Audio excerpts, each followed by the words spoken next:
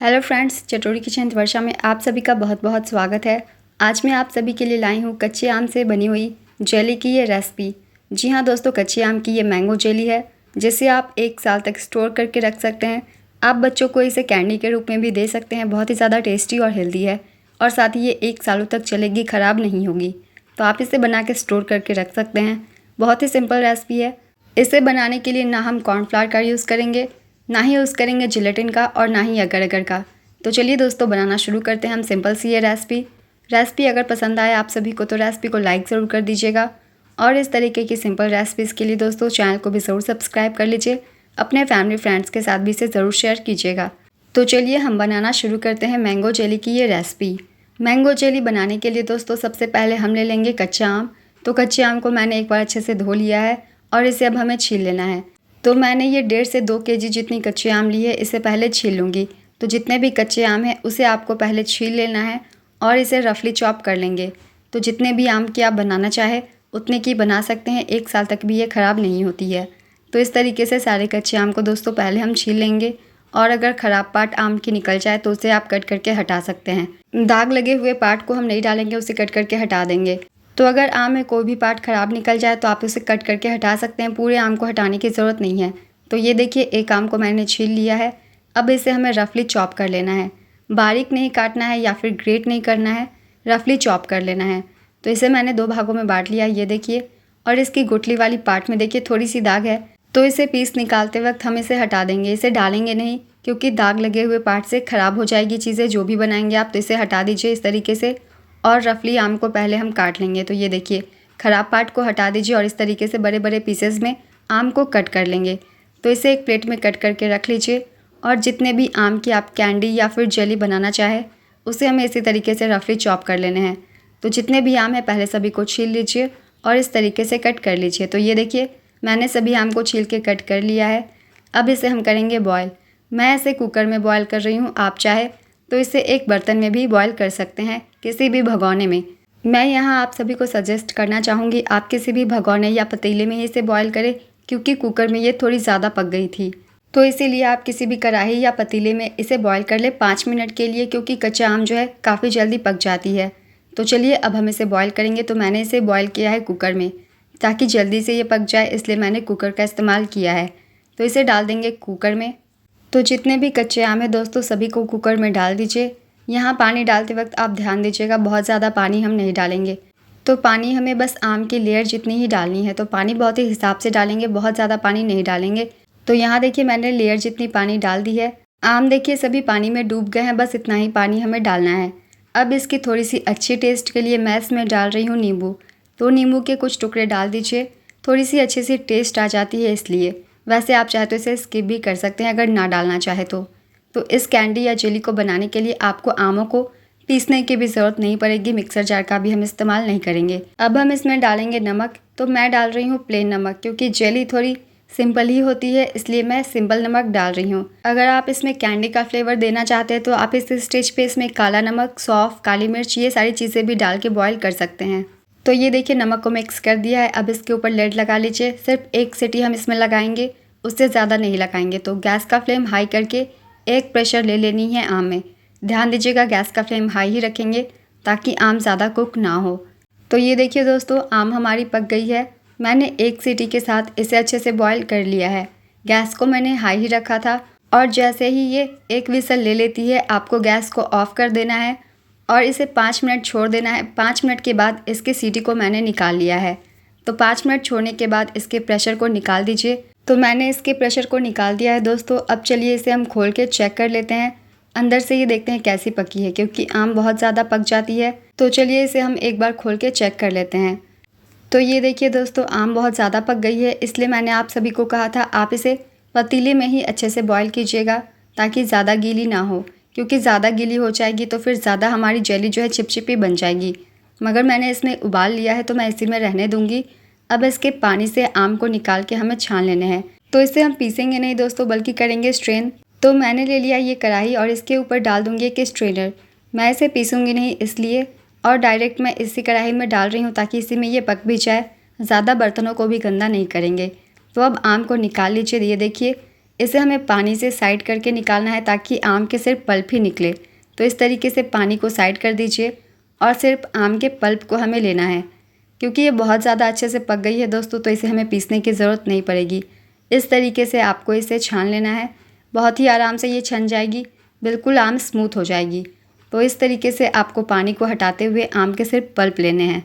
तो इस तरीके से इसे ले लीजिए और इस स्ट्रेनर पे डाल के डायरेक्ट हमें हिलाते हुए आम को अच्छे से प्यूरी बना लेने हैं। इस तरीके से बहुत ही आसानी से हो जाएगी, ज़्यादा मेहनत नहीं पड़ेगी। आप सिर्फ 10 मिनट के अंदर सभी को इस तरीके से छान लेंगे, बिल्कुल स्मूथ पार्ट निकल जाती है आम की जेली या फिर कैंडी बनाने के लिए। तो आप अगर मिक्सर में से पीसते हैं तो इसे लास्ट में एक बार ज़रूर छान लीजिएगा, क्योंकि इस जेली में या फिर कैंडी में लम्प्स नहीं होने चाहिए, गुठलियाँ नहीं होनी चाहिए आम के पल्प के। तो इस तरीके से बिल्कुल स्मूथ से पार्ट हमें निकाल लेने हैं। आम को छानते हुए नींबू के भी जो भाग हैं वो भी निकल जाते हैं। तो इस तरीके से छान लीजिए बहुत ही अच्छे से। जैसा कि आप देख सकते होंगे नीचे बिल्कुल स्मूथ पार्ट निकल रही है। तो ये देखिए, मैं आपको नज़दीक से दिखा देती हूँ। देखिए इसमें एक भी लम्प्स नहीं है, बिल्कुल स्मूथ पार्ट है। तो इसी तरीके से आम को पहले हमें छान लेना है। तो जितने भी आम है दोस्तों सभी को पहले सेम तरीके से हम छान लेंगे और आम की पल्प निकाल लेंगे। इस तरीके से करछी से हिलाते हुए दोस्तों, स्ट्रेनर के पीछे भी आम के पल्प लगे हुए होते हैं, तो आपको इसे हाथ से हटा लेना है। तो ये देखिए दोस्तों, कुछ लम्प्स नींबू के छिलके इस तरीके से निकल जाते हैं। ये सब कैंडी या चिली में नहीं जानी चाहिए। तो अब इन सभी चीज़ों को हम हटा देंगे और सेम तरीके से सेकेंड बैच के भी पल्प निकाल लेंगे।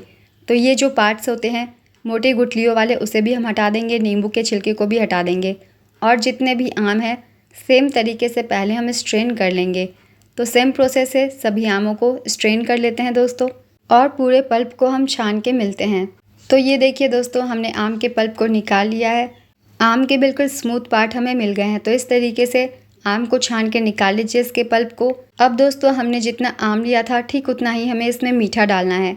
तो कढ़ाई को मैंने गैस पे चढ़ा दिया है, गैस का फ्लेम मीडियम करके। अब इसमें हम डालेंगे चीनी। तो जितनी आम की पल्प है उतना ही चीनी हमें डालना है। तो ये देखिए, मुझे अंदाज़ हो जाती है तो मैंने अंदाज़न चीनी निकाल लिया है। अगर मान लीजिए आपको अंदाज़ा ना मिल रहा हो तो आप छने हुए आम को एक कटोरे में डाल लीजिए। उस कटोरे से एक कटोरा आप आम के पल्प लेते हैं तो उसी कटोरे से एक कटोरे हमें चीनी लेनी है सेम अमाउंट में। तो आप आम के पल्प को नाप कर भी चीनी डाल सकते हैं। तो मुझे अंदाज़ हो गई है, तो ये मैंने अंदाज़न निकाल ली है चीनी। अब इसे हम ऐड करेंगे आम में। तो आम के पल्प में चीनी को इसी स्टेज पे डाल देना है ताकि दोनों ही चीज़ें साथ में पक जाए। तो चीनी को ऐड कर दीजिए दोस्तों। तो ये देखिए, अब गैस को मैंने कर दिया है ऑन और अभी मैंने रखा है मीडियम फ्लेम। इसे हमें कंटिन्यूअसली स्टर करते रहना है, वरना आम के जो पल्प है जलने नहीं चाहिए। तो चीनी को मिक्स करते जाइए दोस्तों। इस कैंडी या जेली को बनाने के लिए इसे हमें लगातार ही चलाते हुए रहना है, छोड़ना नहीं है, क्योंकि अगर कहीं भी गुठलियाँ पड़ गई तो हमारी जेली अच्छी नहीं बनेगी। तो इस तरीके से देखिए, मैंने सभी चीनी को डाल दिया है। इस जेली को जमाने के लिए दोस्तों हमें इसे धूप में भी डालने की ज़रूरत नहीं है। आप बस रूम में इसे रखेंगे बना के, बिल्कुल परफेक्ट आपकी जम जाएगी। बस आम सही तरीके से पके होने चाहिए, जो कि मैं आपको बता रही हूँ। आप सेम प्रोसेस फॉलो कीजिएगा, आपकी भी सेम बनेगी। तो ये देखिए, मैंने इसमें चीनी मिक्स कर दिया है। अब इसे हमें लगातार चलाते हुए पका लेना है, क्योंकि अभी चीनी मेल्ट होगी तो ये थोड़ी पतली होगी, उसके बाद पकना शुरू होती है। तो इसे लगातार चलाते हुए अच्छे से आम को पका लीजिए। अगर अच्छे से ये नहीं पकेगी तो जमेगी नहीं। तो यहाँ मेन प्रोसेस जो है देखिए, आम को पकाना है। थोड़ी देर देखिए मैंने आम को पकाया है, तो चीनी जो है दोस्तों वो अच्छे से मिक्स हो गई है। ये देखिए, अभी ये जो मिक्सचर है थोड़ी पतली आपको दिख रही होगी, मगर कलर देखिए बहुत ही अच्छी आ गई है बिना किसी फूड कलर के। तो इसे हमें अच्छे से मिक्स करना है और गैस का फ्लेम मीडियम करके इसे पकाना है, लगातार हिलाते हुए।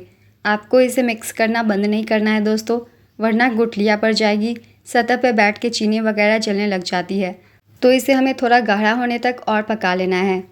तो ये देखिए दोस्तों, मैंने इसे 3 से 4 मिनट और पकाया है और 3 से 4 मिनट में इसमें अच्छे से उबाल आ गई है, चीनी भी पक गई है और अब ये थोड़ी थोड़ी गाढ़ी होने लग गई है। तो जब झाग ऊपर आना शुरू कर दे तो यानी ये पकना शुरू हो गई है। इस स्टेज पे गैस का फ्लेम थोड़ा लो कर दीजिए। देखिए, बिल्कुल ट्रांसलूसेंट हमारी लिक्विड तैयार हो गई है आम की जेली की। तो इसी तरीके से आप पकाइए। जो भी मैंने टिप्स बताए हैं आप उसे फॉलो कीजिएगा, आपकी जेली बहुत ही अच्छी बन जाएगी बिना किसी चीज़ के। तो ये देखिए, ये जो लिक्विड है गाढ़ी होने लग गई है। अब ये थोड़ी थोड़ी ट्रांसलूसेंट भी हो गई है, आप इसे देख सकते होंगे, एक चमक आ गई है इसमें। तो इस स्टेज पे मैं इसमें डाल रही हूँ फूड कलर। मेरे पास ग्रीन फूड कलर है दोस्तों, तो मैं डाल रही हूँ, मगर इसकी कलर देखिए ऐसे भी काफ़ी अच्छी लग रही है। तो आप चाहे तो इसे ऐसे भी सिंपल रख सकते हैं, मगर मेरे पास ग्रीन फूड कलर है और ये कच्चे आम की है तो मैं डाल देती हूँ। तो 2 से 3 ड्रॉप जितना ग्रीन फूड कलर डाल दीजिए दोस्तों। आप यहाँ ऑरेंज भी डाल सकते हैं, पके हुए आम के जैसी दिखेगी आपकी जेली। ये कच्चे आम की है इसलिए मैंने ग्रीन कलर यूज़ किया है। तो ये ऑलमोस्ट दोस्तों पक ही गई है, बहुत जल्दी पक जाती है कच्चे आम, ज़्यादा आपको इससे मेहनत नहीं पड़ेगी इसे पकाने में। जब ये पकने लग जाती है इसमें एक चमक आ जाती है, थोड़ी सी ये ट्रांसलूसेंट हो जाती है, तो आपको समझ में आ जाएगा कि हमारी जो मिक्सचर है वो रेडी हो गई है। तो ये देखिए दोस्तों मैंने फूड कलर को अच्छे से मिक्स कर दिया है। तो ये हमारी जो लिक्विड है ऑलमोस्ट रेडी है, तो इसे हमें थोड़ी देर और पकानी है। तो ज़्यादा नहीं दोस्तों, बस हमें इसे 3 से 4 मिनट लो फ्लेम पे पकाना है। यहाँ गैस का फ्लेम हाई मत रखिएगा वरना इसकी कलर जल जाएगी। चीनी जलने लग जाती है जिसकी वजह से इसकी कलर चेंज हो जाएगी। तो लो फ्लेम पे लगातार चलाते हुए 3 से 4 मिनट इसे हम और पका लेंगे ताकि ये और भी गाढ़ी हो जाए। जितने अच्छे से पकेगी उतनी ही अच्छी जमेगी। तो ये देखिए दोस्तों मैंने इसे 3 से 4 मिनट और पकाया है और देखिए अब ये इकट्ठा होने लायक हो गई है। तो इस मिक्सचर को देखिए थोड़ी सी करछी से उठाइए और ये देखिए रिबन जैसी नहीं गिर रही है, ब्लॉक ब्लॉक में गिर रही है ना, लगातार नहीं गिर रही है। तो इसका मतलब हमारी जो मिक्सचर है रेडी हो गई है। तो ये पहचान है, ये ब्लॉक ब्लॉक में गिरने लगेगी, एक साथ स्मूथली नहीं गिर रही है। तो मतलब हमारी मिक्सचर जो है बिल्कुल तैयार है दोस्तों जमाने के लिए। तो अब इसके लिए आपको एक प्लेट रेडी कर लेनी है, गैस को कर दीजिए ऑफ़। अब हमें इसे जमने के लिए डाल देना है। तो देखिए एक जगह ये इकट्ठा है बिल्कुल, और चीनी भी देखिए वाइट वाइट कलर की हो गई है, जिससे पता चल रहा है चीनी भी अच्छे से पक गई है। तो इसे अब रख दीजिए दोस्तों ऐसे ही। चलिए हम प्लेट तैयार कर लेते हैं और हम इसे प्लेट में गर्मा गर्म ही डालेंगे वरना ये कढ़ाई में ही जम जाएगी। तो चलिए इसे हम जमाने के लिए एक प्लेट रेडी कर लेते हैं। तो ये देखिए दोस्तों मैंने एक बड़ी प्लेट ली है क्योंकि मेरी मिक्सचर थोड़ी ज़्यादा है और मैंने इसे ऑयल से ग्रीस कर लिया है। तो ये देखिए पूरे प्लेट को आपको ग्रीस कर लेना है ऑयल से। सिंपली रिफाइंड ऑयल है, घी की ज़रूरत भी नहीं पड़ेगी। तो बस थोड़ी सी ऑयल से इसे ग्रीस कर लीजिए इस तरीके से, ताकि आम जो है अच्छे से निकल जाए जेली हमारी। तो अब इसके अंदर हम डाल देंगे अपनी आम की जेली। तो चलिए इससे पहले कि वो ठंडी हो जाए इसमें हमें स्मूथली डालना है, कहीं भी ब्लॉकेज नहीं आनी चाहिए दोस्तों। एक ही साथ में जितनी आ रही है एक ही बार में डाल दीजिए। अगर आप इसे बाद में डालते हैं तो ऊपर से थोड़े दाग पड़ जाएंगे। तो एक ही साथ सभी को डाल दीजिए, जितनी भी जेली है गर्मा गर्म, बिल्कुल ठंडा मत होने दीजिएगा, गर्मा गर्म ही हम डाल देंगे। तो ये देखिए मैंने इसे डाल दिया है और अभी ये बहुत ज़्यादा गर्म है, तो प्लेट को एक बार अच्छे से टैप कर दीजिए ताकि ये अंदर अच्छे से सेट हो जाए। अब दोस्तों आपको इसे एक ऐसे जगह पे रखना है जहाँ ये आराम से एक जगह रह सके। तो पहले आप खुले में इसे अच्छे से ठंडा होने दीजिए, पंखे के नीचे रख दीजिए। 2 से 3 घंटे में ठंडी हो जाएगी। जब 2 से 3 घंटे में ठंडी हो जाए तो आप इसे एक ऐसी जगह रख दीजिए जहाँ ये 2 दिनों तक अच्छे से रह सके। इसके ऊपर एक प्लास्टिक या फिर पेपर आप डाल सकते हैं ताकि डस्ट वगैरह ना पड़े। और 2 दिनों के बाद हम इसे कट करेंगे। 2 दिनों के बाद ये जम जाती है। तो 2 दिन हो गए हैं दोस्तों, देखिए हमारी जेली जो है जम गई है। ना मैंने इसे धूप में रखा है, ना ही मैंने इसे बनाने में जिलेटिन या फिर कॉर्नफ्लावर का इस्तेमाल किया है और ये अच्छे से सेट हो गई है। ये देखिए हाथों में बिल्कुल भी नहीं लग रही है। तो ये पहचाने हमारी जेली जो है अच्छे से सेट हो गई है। क्या बढ़िया कलर आई है। अब इसे मैं इसी में कट कर दे रही हूँ। आप चाहते हैं तो ये बाहर भी निकल जाएगी क्योंकि साइड के पीसेस इसने अपने आप ही छोड़ दिए हैं। तो अब इसे कट कर लीजिए। तो मैं इसे स्क्वायर शेप में कट कर रही हूँ। तो इस तरीके से आप कट कर लीजिए, बहुत ही आसानी से ये कट हो जाएगी। तो इसी में कट कर दीजिए। आप चाहे तो आप इसे बाहर निकाल के भी कट कर सकते हैं। तो ये देखिए मैंने स्क्वायर शेप में काट लिए हैं। इसे आप धूप में मत डालिएगा, सेट होने के लिए इसकी कलर चली जाती है। आपको सिंपली इसे रूम में ही रख के अच्छे से जमाना है। तो ये देखिए क्या पीस आई है हमारी। तो इस तरीके से सारे जेली के पीस बड़े ही अच्छे से निकल जाते हैं। ये देखिए बिल्कुल परफेक्ट। तो इस तरीके से सारे जेली के पीस निकाल लीजिए दोस्तों। एक कंटेनर में बंद करके आप इसे 1 साल तक रख सकते हैं। बच्चे हैं आपके घर में, आप इसे चटपटा बनाना चाहते हैं, इसके ऊपर थोड़ी सी काली मिर्च, काली नमक डाल के कोट कर सकते हैं ताकि ये आपको कैंडी का भी फ्लेवर देगी।